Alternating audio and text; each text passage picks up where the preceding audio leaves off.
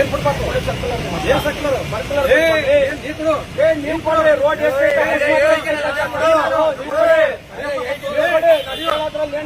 ನಾನು ಕೇಳೋದ್ರಲ್ಲಿ ಸರ್ ಅದನ್ನ ಹೇಳಿ ನೀವು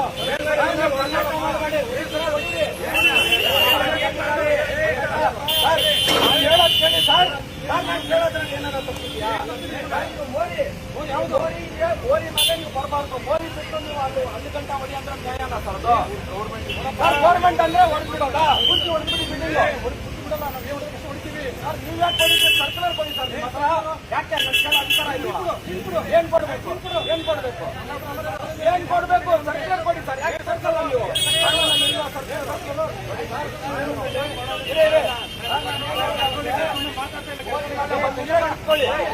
ಕೋರಿ ಮೇಲೆ ಬಂದಿದ್ರೆ ಕಿತ್ಕೊಳ್ಳಿ ಸರ್.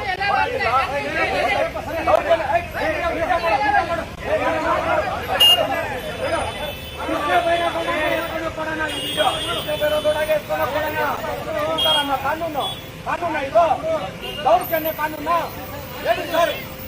ದೌರ್ಜನ್ಯ ಕಾನೂನ